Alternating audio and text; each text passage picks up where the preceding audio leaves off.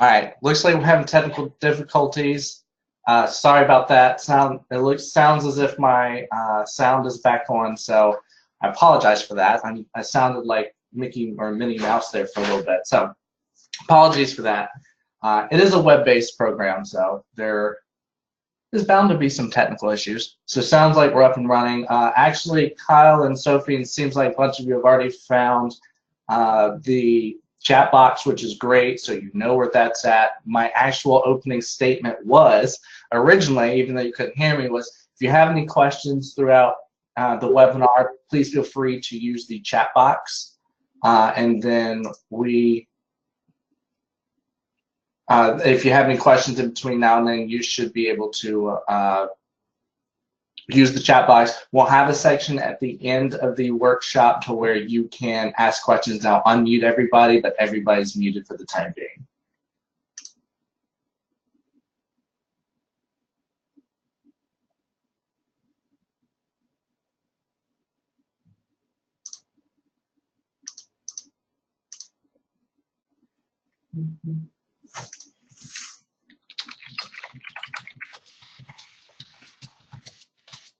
Sorry, it sounds like we're having a couple, maybe one or two of you are having still having a couple of issues.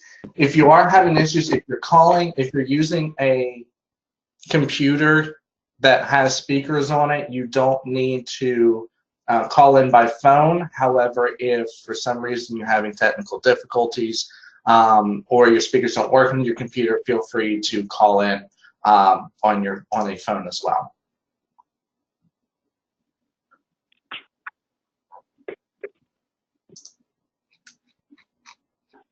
All right, so we're going to go ahead. I was just checking to make sure everybody is here. Looks like most people are.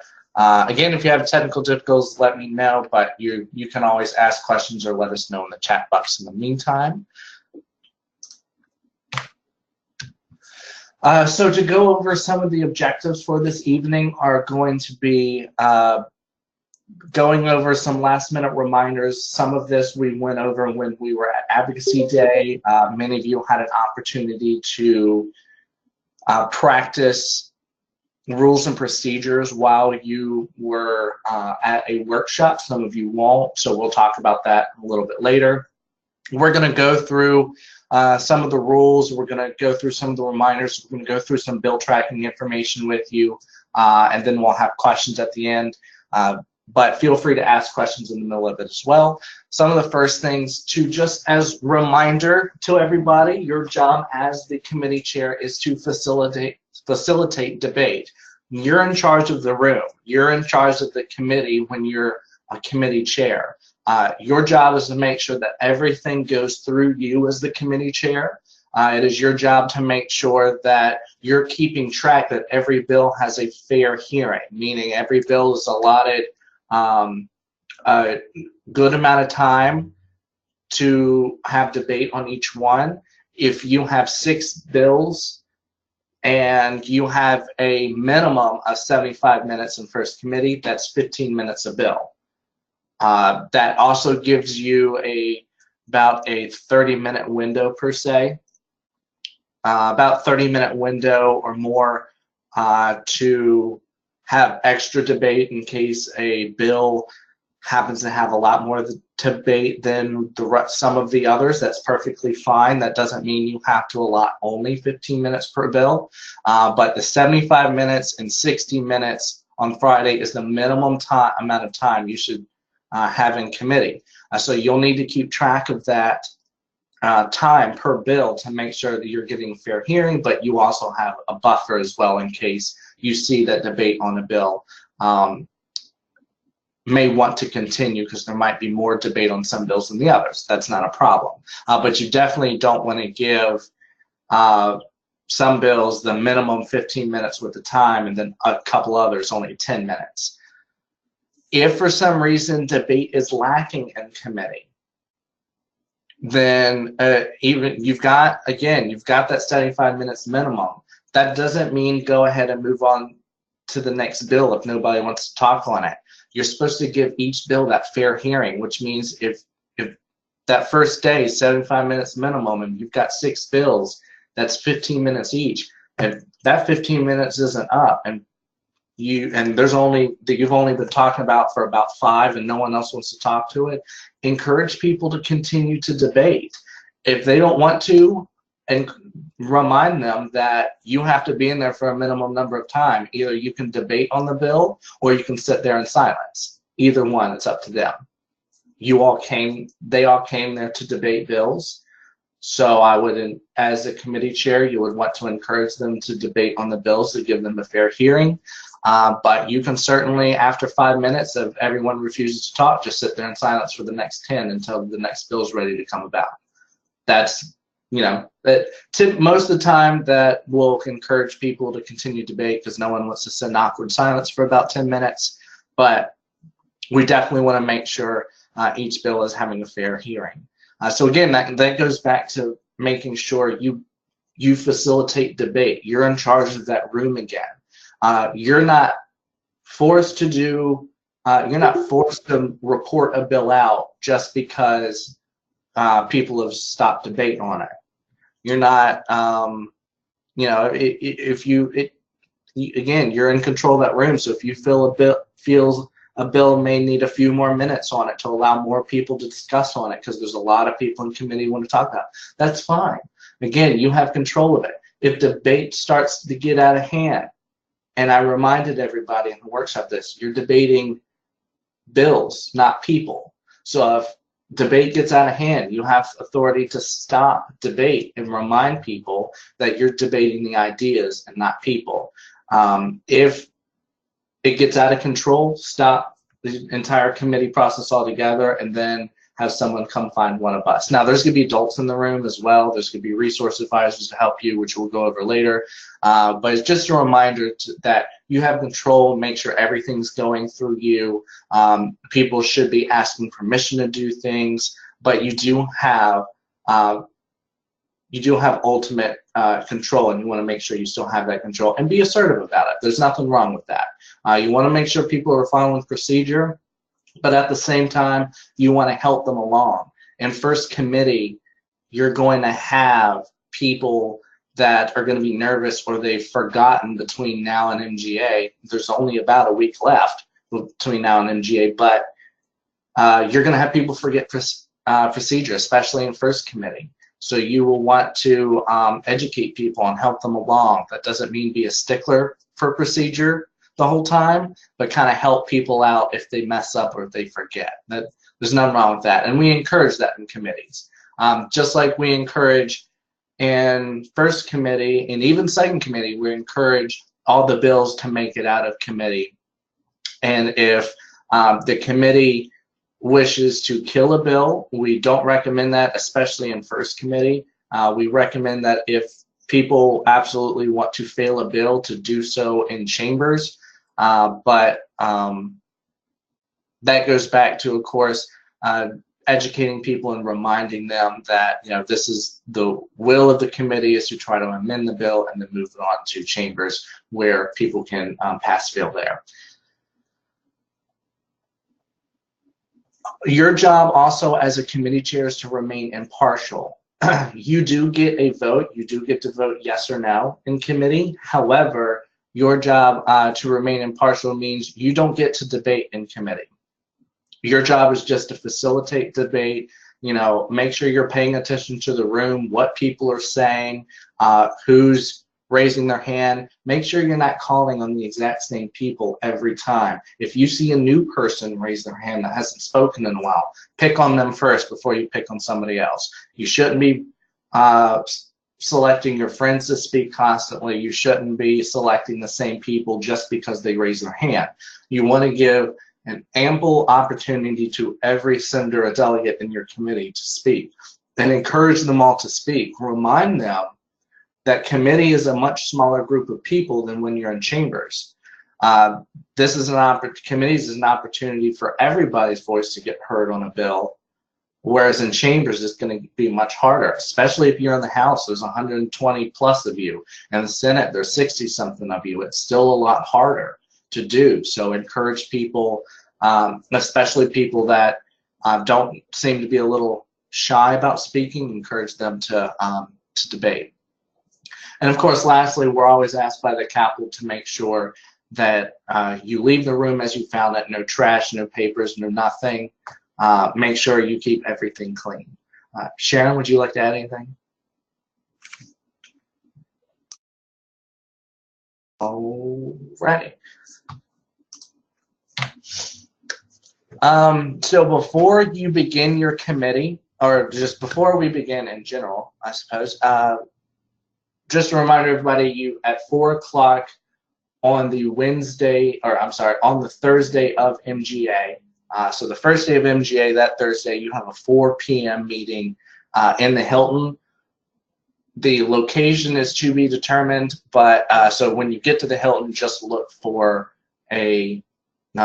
signs and whatnot, or you can always ask somebody, or you can have your advisor ask somebody during check-in, and at that point we will know when people start checking in for MGA. We will create a GroupMe, which if you don't know what that is, that's an application for everybody to pretty much be able to message us and each other. So you'll be able to message each other as a group, kind of like the group chat that's on here. You'll be able to answer each other's questions, but we'll also be on there as well. So you can always ask us questions and that way we can answer them, because you're all spread out between the Capitol building and Pocahontas building, and we can't always come see every single one of you. So we won't have that GroupMe to where if you have an issue or a question, you can put something in the GroupMe. You will, of course, have resource advisors there to help you, but that in case there's a question that's unanswered, that cannot be answered, that you need help with, or if you have a problem in your committee, you can ask one of us to come see you, and we will come down there and help you out. So we will gather all of that information we need to put you in GroupMe at the 4 o'clock meeting. So that is a mandatory meeting, so make sure you're there. Please let your advisors know that you have that 4 o'clock meeting to remind them, just so you're not late to it. We already talked about minimum committee time. When you're calling attendance, please make sure you're using the right form. Every year I have, you are bright individuals, but every year I have at least one of you, if not a small handful, that takes attendance on the incorrect form. The forms are 2 different colors, and the names are 2 different days in bright, bold letters. So how it happens, I do not know, but it happens every year, and I would like it to not happen this year. So please make sure you're taking attendance on the correct form. That way it's easier for us. We have them different colors, not only to help you, but to help us, so that way I can keep track of the forms a lot better. If someone is present that is not on your list, please write it down and let the college staff member that is going to come pick it up know. That way we can figure out why they're in there. If you're the committee chair for a House committee, no senators should be in that committee.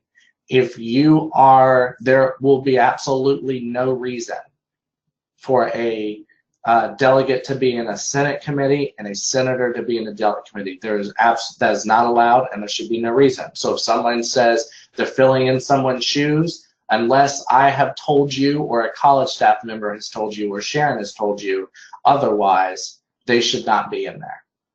That is just to make sure. Senators stay on the Senate side, delegates stay on the delegate side.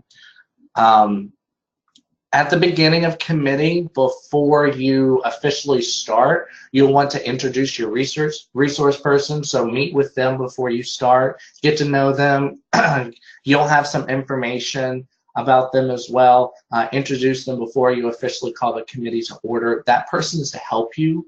They, as you may remember, because you've all been to MGA before, they are individuals that work in the legislative field. They could be lobbyists for a firm or a company. They could be They could work for the Capitol. They could be a senator or delegate themselves. We have those individuals coming to help. So there's or a government relations person for one of our government departments. So introduce them. They're there to help you. They should not be taking over your committee and interjecting every few minutes. They should allow the committee process to go to debate, how debate's going to happen, and then at the end, they can interject into something in the process. Now, if you have a question or a committee member has a question about process or procedure or something, you can stop in the middle and ask them, of course. But they should not be taking over. Again, you should have control. If it gets out of hand, you can always message one of us and we'll come. If you're not uncomfortable addressing it, message one of us and we'll come remind the resource person to allow you all, meaning the committee, to finish your process. And then after each bill, they can interject. But if you do have a question in the middle of it, feel free to refer to them and see if they can help you out. That's not a problem. That's up to you, of course, but they are there to help, just they aren't there to take control, though. When you are calling each bill, make sure you're calling each bill in order, meaning by numerical number. So unless someone motions to pass by a bill temporarily, which someone can do if there's, for some reason, they've forgotten something or something comes up, they've gone to the restroom or whatever the reason is. If a bill patron asks to pass by a bill temporarily, you can. You just put it at the end of the docket, basically at the end of your pile, and then go on to the next one. Otherwise, you should be going in numerical order. So if you're in the Court of Justice Committee, you likely have bills on the Commonwealth side, you have likely bills 1 through 5. And then, of course, on the Old Dominion side, you will have bills 51 through 56. Now, that's not 100% true, but those numbers are pretty close. Sharon, did you want to add anything to that? All righty. So looks like we covered that. Debate order, just to remind everybody, this, of course, you'll have a cheat sheet in your bill book. At the front of your bill book, there is a cheat sheet for you all. You know, you'll have a committee quick guide. You'll have a chamber quick guide. Remind everybody that's there because the motions that committee members can make in committee are also up there. Just a reminder, anybody besides yourself, anybody in committee can make a motion other than the chair. However, in chambers, that's different. Only the floor leader can move the pending question. And of course, there's a couple of exemptions to that, which you can look in the rules and procedures. But in committee, just remind everybody that that's there. You'll also have, we'll give you a script if I'm not mistaken, but you also have the rules and procedures, which goes over things in much detail. But just as a reminder, after you call the next bill, House Bill number 1 or House Bill number 51, etc., you'll have the patron explain the bill. After the patron is done explaining the bill, you will allow a lobbyist to speak on it. There is probably going to be more than one lobbyist in that room. So you'll have to allow each one to speak after the bill patron. And then you'll open debate after the lobbyists are done. You'll open debate on the floor or on the bill. And then after debate is over, if someone moves to report the bill out before you vote, you need to allow the lobbyist to speak again. They may choose not to, that's fine, but you need to allow them to speak again. They get to speak before the vote happens, and then of course you'll vote. And that's a reminder that you vote twice. The first time you vote is on the motion, and the second time is on whether or not you're going to pass or fail the bill itself. And then after the vote's over, and you can always ask before you vote if there's anything that you missed to the resource person, but afterwards you can ask for their feedback on the bill to see if they have any feedback on it. They most likely will. Sometimes they will tell you that exactly how the committee operates is exactly how something similar to this happened in the General Assembly this year, or how it went completely the other way. It's always fun to hear those stories sometimes, but ask the resource advisor if they have anything want to add, and then you move on to the next bill. Just remember that after the resource advisor speaks on the bill's already been voted on, it's done. You can't re-vote on a bill unless they motion to reconsider. And we've been over that. You can look in rules and procedures to see how that works, how motion to reconsider works, but that is a way that they can reconsider a bill. This may happen in committee. Sometimes there's a confusion in committee, and then the resource advisor clarifies that after it votes. Committee members may wish to vote on the bill again. In that case, the proper procedure would be to motion to reconsider the bill again. Now, the committee has to vote twice on that same motion. First time is whether or not they want to move the motion, meaning if they want to consider the bill again or not. If they agree to that, then you basically debate on the bill all over again like it was.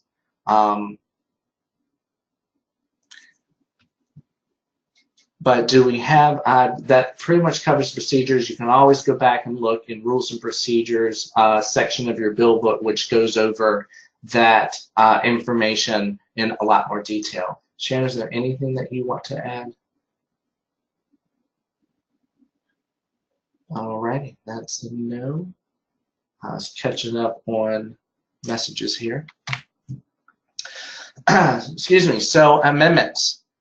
Their amendments procedure, just as a reminder for committee, the process is very similar to the one that we just discussed about bills. The process is almost identical. When someone writes an amendment, they're they can write one whenever. They can come with one already written if they want to. When they do that, they will hand you the bill. You will automatically introduce the bill or automatically introduce the amendment once someone is done speaking on the bill or asking a bill patron question. So if someone is speaking on the bill during the middle of debate, once they're done, you go ahead and read the amendment. It does not have, you do not have to motion to have the amendment moved. It's automatically read. You read it, you call on the amendment patron. Amendment patron presents the amendment. You have the lobbyists that get to speak on it. You open debate on the amendment. You motion to report the amendment, and then you vote on it. So that's the process. The amendment identical to what you're doing in the bill. Now, if the amendment passes, you go back to debate on the bill again as if the amendment had been a part of that bill all along. That is something you're going to want to remind your committees. And then, of course, if the bill fails, you'll go back to debating on the bill as if it never existed. I don't think we have any questions. Is there anything anybody wants to add on that, Sharon?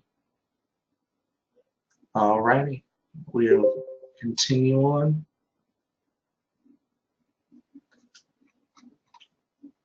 If my slide will move on me, there we go. All right, so this is where I'm briefly going to talk about it, but I'm mainly, actually, you know what? No, I'm going to introduce some people that are on here that are not committee chairs. Sharon, if you don't mind unmuting Whitley for me. I see she's on here. I'm hoping she's going to be able to unmute and say something, but Whitley, would you, if you're able to unmute yourself, please introduce yourself. Whitley is going to be one of our college staff members that run the bill tracking for us. Her and Stacy are veterans at this. They do a very good job. They're going to be who will be working with the clerks, and of course they'll be working with you all as well. She and Stacy, who I believe is up here. Oh, she is up there. So Stacy is also going to work with you all, and the clerks On bill tracking, that is what you see in front of you as part of the bill tracking. This needs to be done absolutely correctly. If it's done incorrect, it causes a lot of problems in the long run, especially when committees have to move on to chambers. It causes a lot of issues and confusion onto if there's really amendments that exist. If you select the wrong thing, then it's basically telling us there's amendments that pass, but we don't know where they are. So that can cause a problem if you accidentally select the wrong thing. So Stacey Whitley, if you don't mind introducing yourself, whoever wants to go first. Okay, Whitley, do you want to start? Yeah, that's fine. Okay. Yeah, so my name's Whitley, as Spencer said already, obviously. So I think that one of the biggest things that we had issues with last year was just a little bit of confusion as to where you're supposed to mark things, what you were supposed to fill out. First off, you see the giant X in the corner, and that is over top of the space that you are obviously not supposed to mark on at all. So just make sure that you're paying attention to that. And when you bring your folders to us, you shouldn't have marked anything on those boxes there. At the top of the screen, you have the paper that will be stapled to each one of the actual bills themselves. And if you read through each section, it makes it a lot more logical. So that first night in committee, you'll be marking in that first little section that says reported by House Committee, or if you are leading a Senate committee, it will say reported by Senate Committee. If you go through the bill and it is defeated, you would mark the defeated box. If you go through and you have an amendment that is attached on, you will check with amendments, and so on. Obviously, without amendments, you would check that box. So just make sure that you're being conscious of which committee you are. If you're the House Committee, you should only be filling out that box. If you're the Senate Committee, you should only be filling out that box, and make sure you're not marking the one that says passed by House of Delegates or by the Senate, because you are a committee chair, not in the House Delegates or the Senate. Other than that, the biggest thing is going to be just signing at the bottom. So underneath of each day, you're going to sign where it says committee chair, and you want to sign right underneath the place where you marked that checkbox that day. Stacey, I don't know if I'm missing anything, or if you want to say anything else, or Karen or Spencer. Yeah, so I'm Stacey. I'm the other person that does bill tracking. One thing that I definitely want to reiterate is that it is so important that you check whether it is with amendments or without amendments. And it is even more important that if it is with amendments, that those amendments make it back to my desk at the end of the day. I cannot count the number of times that I've had a bill come across my desk that says that it's with amendments, and either the amendment that actually passed is missing and it has the amendments that were supposed to be thrown out, or it just doesn't have amendments at all. And then I have an angry person that's done the amendment that passed coming to me later and saying, you know, this was supposed to pass. I was the one that went ahead and did the passing amendment. Where is this? Because we need it in order to make the bill successful and in order to move it along into these different chambers. Where is it at? And at the end of the day, that's not me. Unfortunately, that's on you guys, and that is pressure. But it's just to be upfront about that. I want to reiterate that because it is important, and there's a lot of work that goes into these bills and a lot of thought that goes into the amendments as well. And so at the end of the day, if I can't pass an amendment along to the next place that it needs to go because it wasn't attached or it wasn't marked properly, unfortunately, that falls back on our chairs and our clerks. And that's just a common error. Another common error is to make sure that if it was passed instead of defeated, please make sure that is stated, and that is with the same boxes, with or without. Please let me know, because I remember last year we got to where the governor was announcing the bills that were passed into law, and then I had one girl come up to me after it was all said and done and say, my bill was supposed to pass, where did it go? And we didn't have her bill at the end of the day because I didn't get it back in the packet. There's a lot of time that goes into these bills, which I'm sure you all know because you've all been in the shoes of all of these patrons before, whether it's working directly on drafting the bill or working to make the bill successful. So at the end of the day, it's very, very crucial. The role that you guys are in working with us to make this conference successful is very crucial and very important. So if you want this conference to run smoothly, if you don't want people mad at you, and you want everything to turn out the way it's supposed to be at the end of the day, we really have to pay attention to detail, because unfortunately it's the lack of attention to detail at the end of the day. And so if your clerk is circling that the bill was defeated but it was actually passed with amendments, then it's defeated.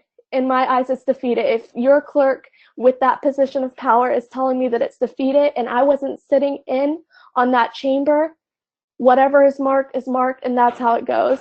And unfortunately, that can get caught up sometimes, and then I get people running to me, and at the end of the day, I can't really do anything. They can come to me and tell me why they think that their bill should be put back on the floor, and that's something that Sharon and Whitley and I discuss, but it's not always a guarantee. If we don't think that the bill will do well in debate and we haven't really seen that and we assume that it has not been passed because it was marked as defeated, that decision is up to us at the end of the day, and that's something we have to talk about. But in order to avoid that situation, please pay attention to detail. Please ask Whitley and I questions, because we are more than welcome to help you. I've been doing this with the bill tracking for 4 years. Whitley's been doing it for 3. So we're pretty well versed in this stuff. We're here to help. We're usually outside of chambers. If not, get somebody to get in contact with us. We both have cell phones, and we do group me. We do group me for the college staff. So ask one of your college staffers that are sitting in or that are near you to reach out to us, and we're pretty quick responding. We'd rather be running around all night trying to help you guys rather than getting the wrong stuff and having to hunt you down at the middle of the night. So that's just something that I want to say. It's a lot of attention to detail, but if you pay attention and you ask questions, it won't be a problem. Okay, thank you. Thank you, Stacy and Whitley. Do you, Stacy or Whitley, if you want into this, just to clarify to them, if committee chairs get amendments and they fail, would you prefer them to still hand them in to you or just go ahead and throw them away? I don't really care. I mean, Whitley, if you have a preference, I don't really care. As long as if there is an amendment passed, I need to know which one that is, and I know Whitley needs to know that as well.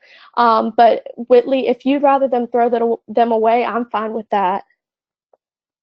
Yeah, I was just going to say, based off of what Stacy just said, I hope that all of you are going to be very conscious about this. So personally, I think that it makes more sense that if you're being very on top of things and you have an amendment that just failed, I would much rather you just throw that away, so that way I don't think that you possibly made an error and just didn't select with amendment.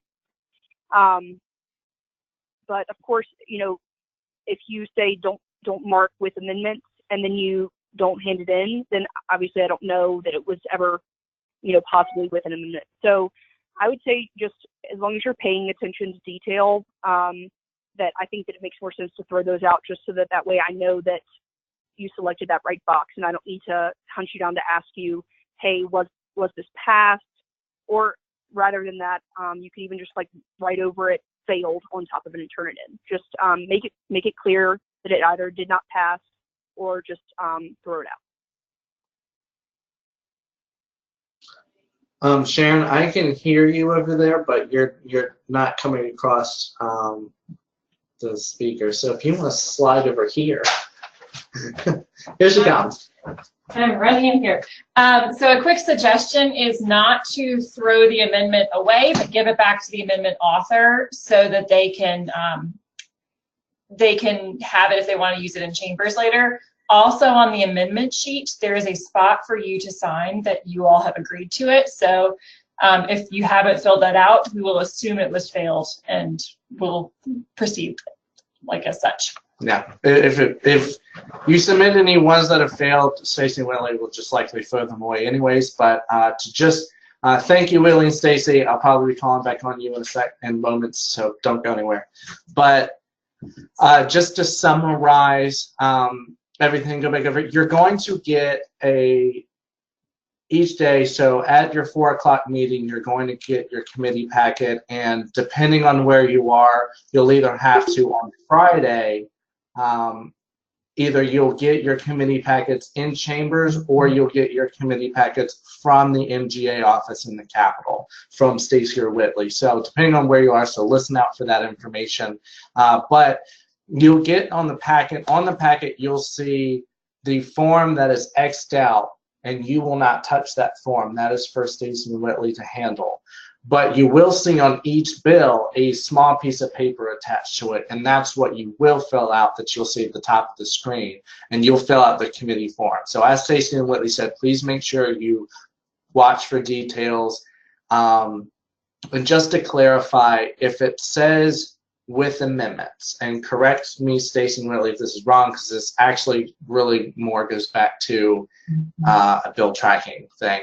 But if you're selecting with amendments, that means that the bill passed with an amendment that was passed in your committee, not from another committee.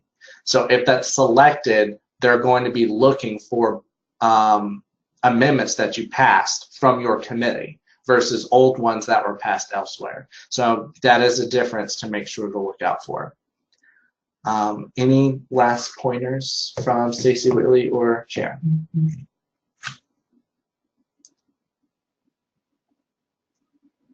I take those no. Alrighty. So we are going to move on. If you have any more questions about this, let us know. Oh, quick note to everyone. This is a change from years past, which is probably new information for Stacy and Whitley as well. When you are done with your committees, you will go to last year. Years past, we've had it in the GAB, but obviously that's no more. Last year, we had committee chairs drop off their bills to the clerks of their chambers. So if you're a House committee chair, you'll go to the House clerk and deputy clerk, and you'll drop off your bills to them. Stacy and Whitley will be there. You will, last year that was in the Pocahontas lobby. This year it will be in the Capitol extension. And the extension is down there where the Thomas Jefferson statue and the cafe is. So that is, that's where the extension is. That's where the clerks will be set up this year. Friday committee, just some few reminders for everybody on this. I had already actually just talked about the first one. So you'll be in the same rooms on Friday as you were Thursday. You can find that information in the bill book where the location is, but you can also find it in the program booklet that you will be getting when you arrive at MGA. It is likely you have a different resource person on Friday than you did Thursday, so you will need to introduce them. So you'll definitely need to make sure you introduce them, and even if it's the same person, it's still a good practice to introduce them again anyways, just as a reminder for everybody. Friday, when your committee is done, you will, and this I think is actually, I'm skipping a couple of points here, but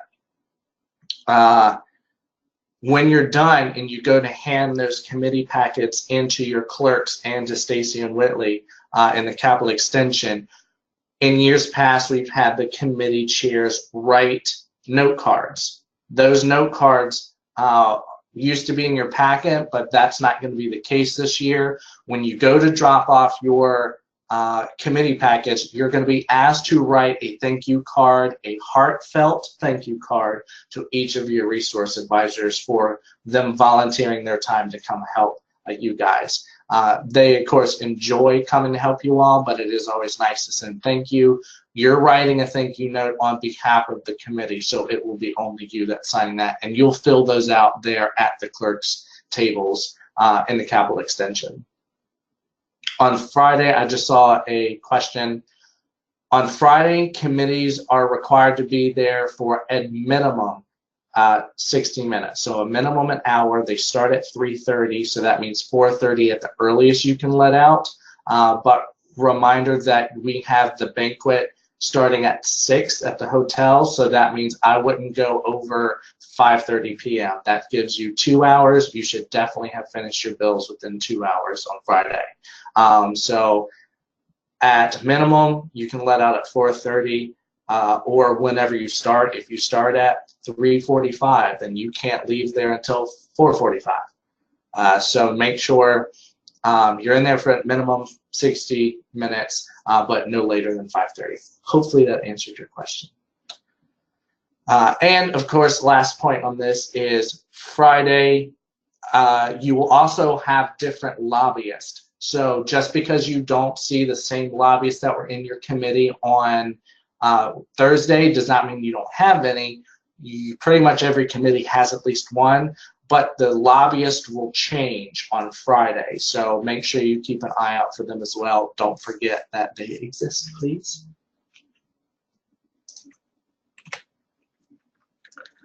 So what's going to be in your packet is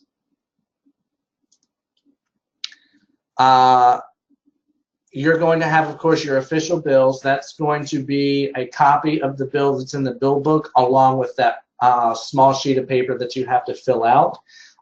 There's going to be your committee script, of course. You're going to have a form that tells you who your resource person is, who they work for, who your student lobbyists are. You're going to have extra amendment sheets in there, so it's possible people in committee are going to be asking you for a spare amendment sheet and happens, so we'll make sure you have those. You'll have both attendance sheets in there, so please make sure you fill out the correct one again. You will have a copy, of course, of that cheat sheet, but you'll also have one in your bill book. And then we will have a thing of committee guidelines for you all, which I may email you all before MGA so you can take a look at them. There are some pointers for you all, some tips on pretty much how to be a committee chair in general, just some tips on how to be assertive, take control of committee, but also have to be that educated person. So please make sure you read that. If I can't get it to you for MGA, you'll at least have it at MGA, but I will make sure to email it to you all. One of the last pointers on this is the app. We've talked about this before. The URL underneath of it is how you download it. If for some reason you don't have it, I highly recommend go ahead and getting it. We will be uploading information such as committee assignments, and we'll be uploading seat assignments and rosters, etc., schedules and whatnot. That's all have already been uploaded to the app, so you can see all that information. The app will always be the most updated information for you in regards to rosters and whatnot. Now, that's not attendance. There's a difference between that. But this will be the most updated piece of information generally for everybody, not just for committee chairs. So I highly recommend downloading that. You can also get it through any of your app stores. And finally, lastly, do we have any questions? You can type them in the chat box, or you can unmute yourself and ask them if you wish. As people are figuring out probably how to unmute themselves to ask a question or to while they're typing it, if you miss a workshop and we're not able to practice and wish to do so, we have a few minutes where we can do that. Just to kind of go over a practice session really quickly to remind you of it, although we did go over, but just to go over some of the wording for you all, so we can certainly do that. I do see a question. Your packets you will receive on Thursday. You'll receive them at your 4 o'clock meeting at the hotel. On Friday, you will either receive them in chambers, or you will have to come to the MGA office in the Capitol building, which is on the main level, and it is past the Rotunda desk, if you know where that's at. The name of the app is called YAP, so like the letter Y and then APP, so YAP, that's the name of the app. Are there any other committees that the committee chairs have before MGA? I'm not sure if I followed that one. Are there any other committees that the committee chairs have before MGA? Kyle, if you don't mind, maybe elaborating on that. Commitment. Oh, I can't read. Oh, commitments to have. Oh, sorry. So thank you for that. Can't read. So between now and MGA, no, there's no other commitments. There's going to be no other webinars. So if you have questions, ask them now, or if you need to practice sometime. We do have another webinar after this. Sharon's, Stacy Whitley and I do. So we might be running out of time here. If enough of you want to have another practice session, we can try to do a webinar for one. But other than that, no, you don't have any other commitments other than make sure you know procedure. Mackenzie. Everyone should be there to answer your question, Mackenzie. Everyone should be there on time. We've told everybody that it starts exactly on the dot, sharp, for what time the schedule says. So start exactly on time. If people are late, we'll just mark them down as absent and we'll figure it out ourselves. They should not be lagging behind. If for some reason you see people are still trying to get seated, you can call the committee to order and maybe give them a minute or two to sit down, but I would not go beyond too much time beyond a minute or two past the scheduled time, just because there's a lot to do and a very little time to do it. Yes, to answer Sydney's question, you do hand the entire packet at the end of committee. Thank you, Sophie. Yes, I can't read. I'm in a daze. What exactly does it mean to pass a bill by indefinitely? That's a good question, Haley. So to pass by a bill indefinitely, that's a motion that there's two. I'm glad you asked that because there's technically two motions you can make to report a bill out. The actual motion that you actually literally say, I report a bill out, is actually that committee member's suggestion to pass the bill. So if you vote yes to pass a bill or to report a bill out, then you're voting yes, you want it to pass out of committee to chamber. If someone motions to pass by a bill indefinitely, it's actually the committee member recommending that the bill fail. So if someone votes yes to pass by a bill indefinitely, they're actually voting yes for it to fail instead of yes for it to pass. Hopefully that makes sense. So that's the two different. Report a bill out, vote yes means you want it to pass to go to chamber. Voting for yes to pass by indefinitely means you want it to fail and not go to chamber.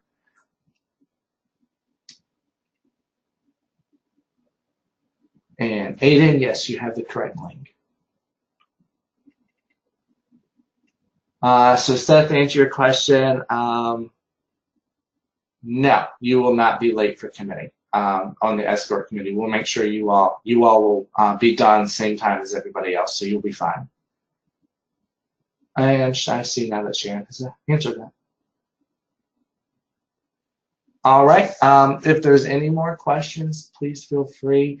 I'm actually out of time. I was hoping to maybe do a quick practice session. If anybody would like to do a practice session, please let me know in the chat box and I will write down your name, and then I can always get in touch with everybody and we can host another webinar just to do a practice session if you want one. I don't mind staying late for that one day, but I see there's another question. Escort committee, no, there's no other commitments prior to MGA. You won't have any type of training or anything. You're just going to be escorting the governor in and out for both opening and closing sessions. So what you'll do is you'll just gather outside in the lobby of the ballroom of the Hilton or the Richmond Convention Center, and you look for myself or for Stacy or somebody, and we'll get you set up and we'll give you a rundown of what you're going to do right before you do it, pretty much. So it's not too much to it, so don't worry. All right, Well, I appreciate it. If you have any questions, go ahead and type them now. Otherwise, feel free to log off. I appreciate you all coming out and doing this.